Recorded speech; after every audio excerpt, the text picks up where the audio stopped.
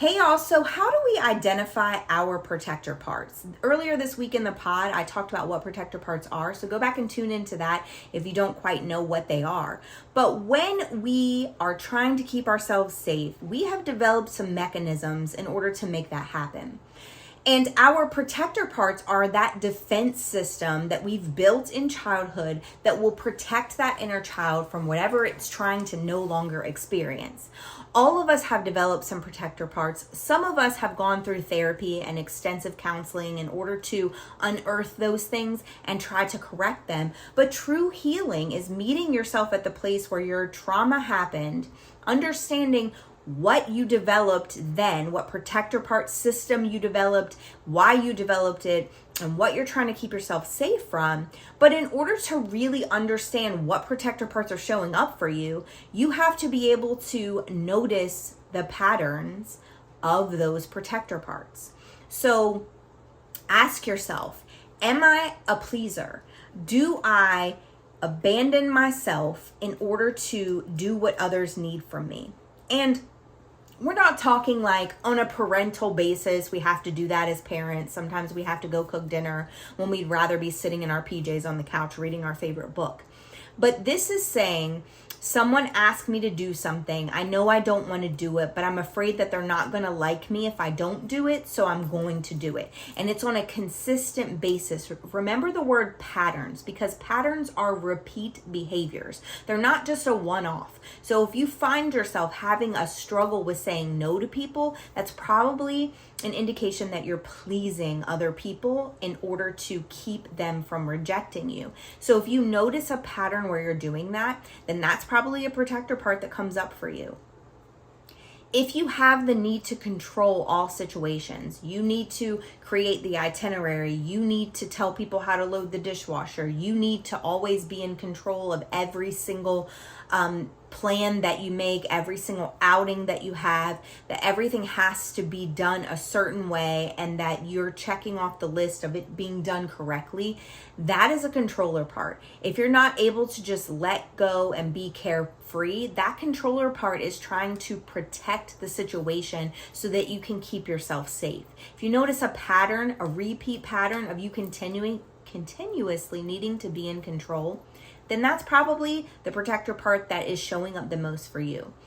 If you're a critical person, like you criticize yourself or you criticize other people often, like you can't quite find the good in anything you do or anything anyone else is doing, that means that your critic part shows up more often than others. And the critic part is the part of you that tries to keep you in line. It's that perfectionism part. It wants you to continue to be the perfect version of you, even though that doesn't exist. And so the voices in your head are telling you all of these critiques, like that's lazy and that's not good enough and all of these things, and you do it to other people. If that shows up on repeat for you, then the criticizing protector part is probably your thing. Or are you an avoider? Do you drink to numb the pain? Are you a scroller to disconnect from the people around you? Are you somebody who goes to run miles and miles and miles and calls it clearing your head, but really it's just you being able to get away from the things that you feel aren't keeping you safe and at peace? If you notice that you avoid relationship and friendship and close time with people and intimacy, not even physical intimacy, but just relational intimacy and authenticity, then you probably have that avoidant protector part showing up more often than you.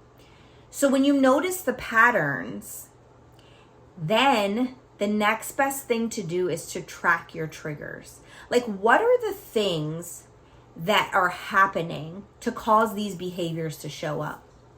What are the things that are triggering to you to make you immediately want to do that thing? Like, for instance, the control protector part, like I was saying in the pod earlier this week, that the control protector part oftentimes shows up with people who have eating disorders. So whenever I was in the heightened point of eating disorder issues was when my life was the most chaotic externally. And so whenever things outside of me weren't within my control, they were outside of my control, the thing that I knew that I could control, and because I had the need to control, because that made me feel safe, was food.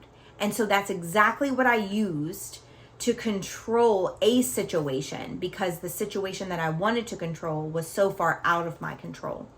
So it would trigger me when circumstances would happen and I would be like, oh my gosh, I have zero control over this. And I would notice I go right back into the eating disorder habits. And eating disorder brain is really hard to get out of. And so even now, though I've worked through a lot of just healing and therapy and things when it comes to that, I still find myself when there's a lot of stuff going on and I start to feel that anxiety around what's going on in my life, still find myself feeling like I can't eat. It's not that I can't eat, it's that my brain tells me you can control this, so control this thing. So really think about and track the triggers. If there is something that happens on a consistent basis that triggers you to people please, you got to write it down. Because in order to change the way we've been, we have to understand and take inventory and collect data on ourselves. And that's a way for you to collect data, noticing and tracking those triggers. What are my patterns and what triggers me? And then the other thing that we really need to focus on is disassociating ourselves from that protector part. So instead of saying, I did this, or I'm doing this thing, or, I need to please this person, or I need to do this thing, and I'm frustrated with myself for not doing it, you start to name the part. My pleaser part is showing up right now and making me feel like I have to say yes when I know I want to say no. Or my control part is showing up right now and making me feel like I have to go tell somebody that they didn't load the dishwasher correctly when I know that the dishes will still get clean, so I need to let it go. Or my inner critic is showing up right now and telling me that I'm not enough and I'm not worthy, but I know that that's not true because I don't have to be perfect to be worthy. Or even on the opposite end, wow, I'm really being super critical of other people. Maybe I need to slow down on that a little bit because those people don't need me to keep them in line. I don't need to keep them distanced from me and to keep a hierarchy where I feel elevated based on that need to criticize just because that was done to me. Or my avoidant is showing up right now and I'm having a really hard time not scrolling on my phone and being in the present moment with the people that I want to be with. So there have been times, and I explained to you about the eating disorder thing, but there have been so many times where my control part has kicked in parenting. It's like, I just want you to do the thing that I'm telling you to do, so just do the thing that I'm telling you to do. And I start to notice that I'm doing the things that I hated that happened to me in childhood, but control makes it so that no one else is judging me for the way that my kids are behaving outside of the house because they're doing exactly what I told them to do to control the image that is being represented. And I have to say, wait a minute.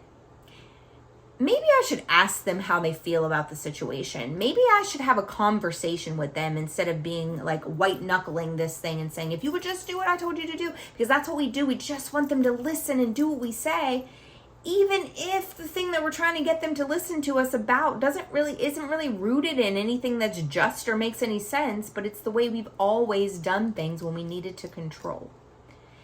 And so I have been very diligent about this series of content and making sure that we have something that we can do to help us to get to the bottom of this, whatever the topic is for the week. So this week, how to identify our protector parts.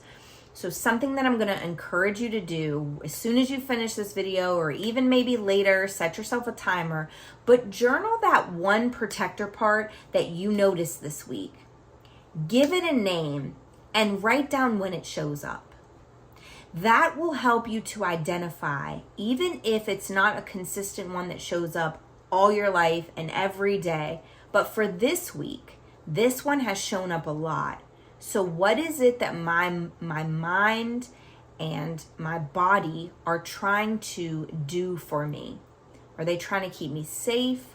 Are they trying to keep me from feeling rejected? Are they trying to keep me from feeling any more pain? Whatever that is, you're going to be able to unearth it if you journal what's the protector part and give it a name for this week. And as always, thank you for tuning in. Remember that knowledge gained and kept to yourself is selfish, but knowledge shared with the world could just be the catalyst that they need to break free from the toxic bondage that they are in currently. So make sure that you share this video, like and subscribe to my social pages, follow me there, and don't forget to subscribe to this channel. And I'll see you again next time. Thanks for tuning in.